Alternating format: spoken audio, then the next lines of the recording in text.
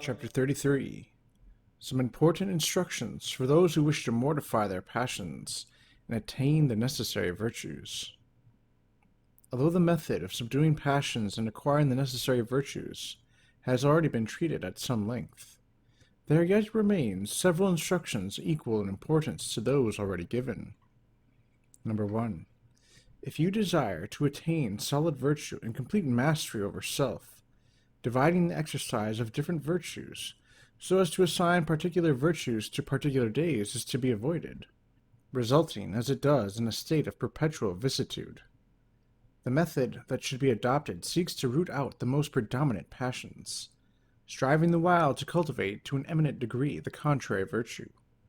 For being once possessed of so essential a virtue, the rest may be acquired with less difficulty, as but few acts will be required for that end. And indeed, so integral is the connection of one virtue with another, that whoever possesses one in its entirety possesses all. Number 2. You must never set a definite time for the acquisition of any one virtue, specifying so many days, weeks, or years. Rather, like a vigorous soldier combating an unseen enemy, you must fight without ceasing until by a complete victory the way to perfection is won. Every moment should be an advance on the way to heaven, and every one who stops, rather than gaining breath and rest, loses both ground and courage. The advice to advance continually is meant to safeguard you from imagining you have reached the heights of perfections, to encourage you to seize every opportunity to exercise new acts of virtue, and to preserve to the highest degree a horror of sin. In order that this may be accomplished, every duty must be performed with the greatest fervor and exactness, and you must on all occasions be habituated to the practice of every virtue. Embrace, therefore, any opportunity of advancing towards perfection and sanctity, especially such as are difficult, for such efforts are most effective in forming virtuous habits in the soul within a short time. And love those who furnish you with such opportunities, exercising caution at the same time as regards that which may be in the least prejudicial to chastity. Number 3.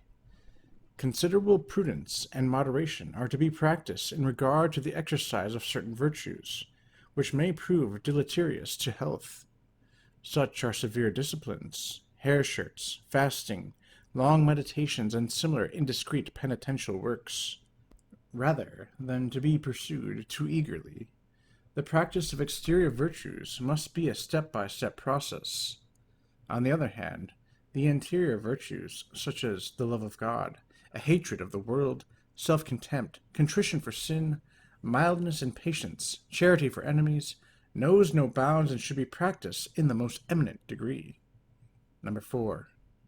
Let the culmination of all your plans and endeavors be the submission of the passion which you are engaged, regarding such a victory as of the greatest consequence to you and the most acceptable to God.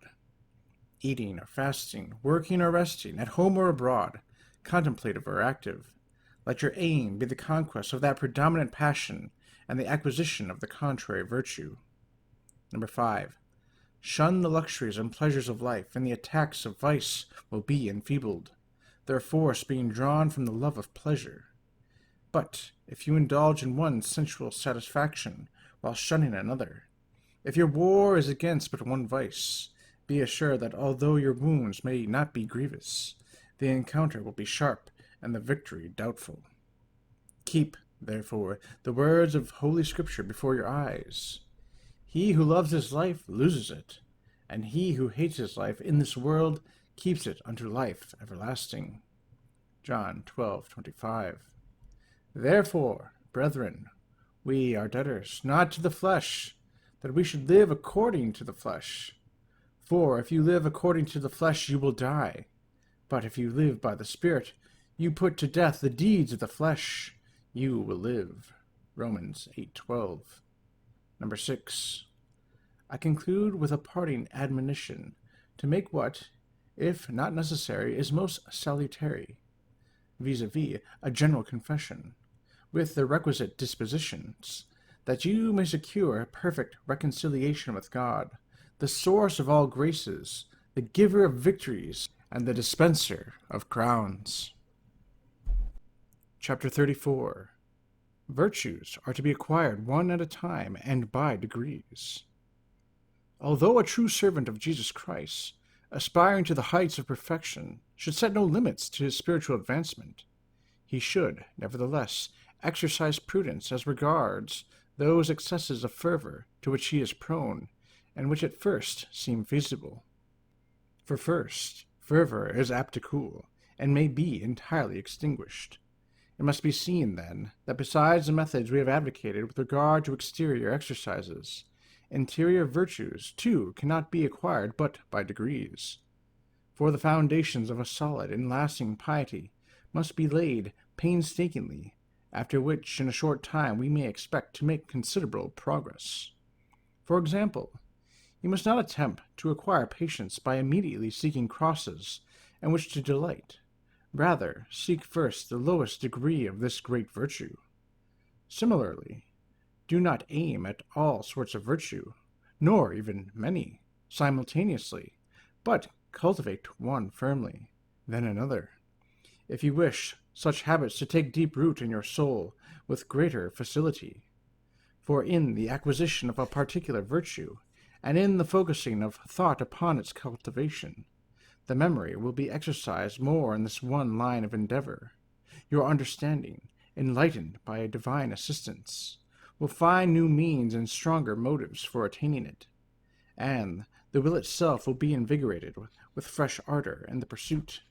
Such concentrated power of action is not possible when the three faculties are divided, as it were, by different objects.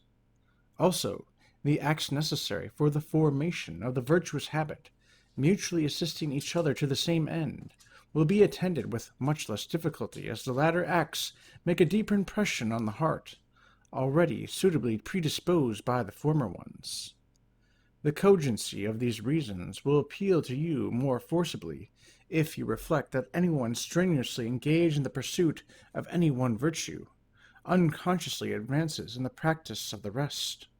Moreover, the attainment of any one to an eminent degree inevitably introduces a great perfection to the others, as they are, like the rays of the sun, almost inseparably united.